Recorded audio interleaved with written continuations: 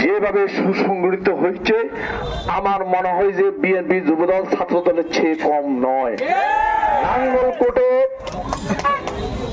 22 সালের 31শে আগস্ট লোনাস কামাল অর্থমন্ত্রী থাকা অবস্থায় আলহাজ আব্দুল গফুর ভূঁইয়ার নেতৃত্বে যেই জনজোয়ার সৃষ্টি হয়েছিল, চট্টগ্রাম লাকসাম 3 থানার পুলিশ অপেক্ষা করে এই স্বেচ্ছাসেবকের সুসংগঠিতের নেতৃত্বের মাধ্যমে এই লোটা চত্বরকে বেগে চুরমার করে দিয়েছিল।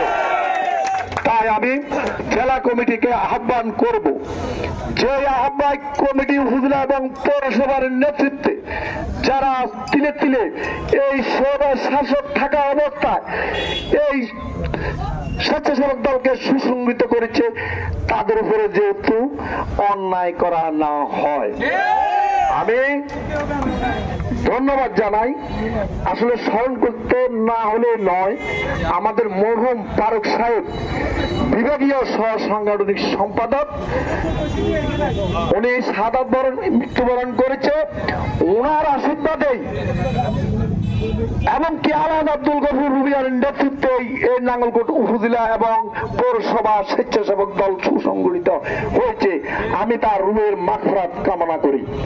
পরিশেষে আরেকটি কথা বলতে চাই, এই নাঙ্গলকোট উপজেলার হাসকাল ইউনিয়নের স্বেচ্ছাসেবক দলের সভাপতি জনাব সেলিম ভূঁইয়াকে কুচক্রী মহলরা নির্মমভাবে হত্যা করেছে, তার রুহের মাগফিরাত কামনা করছি।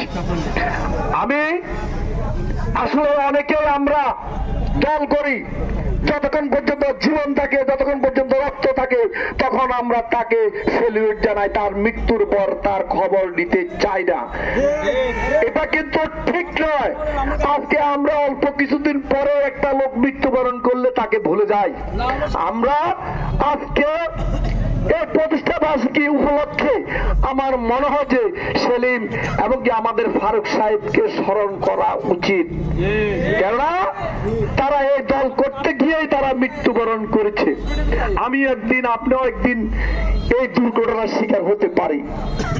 আমি নাঙ্গলকোট উপজেলা, নাঙ্গলকোট পৌরসভা বিএনপির পক্ষ থেকে জেলা নেতৃবৃন্দকে ধন্যবাদ জানাই, আর বিশেষ করে আলহাজ আব্দুল গফুর ভূঁইয়ার পক্ষ থেকে ধন্যবাদ জানিয়ে আমার বক্তব্য এখানে শেষ করলাম।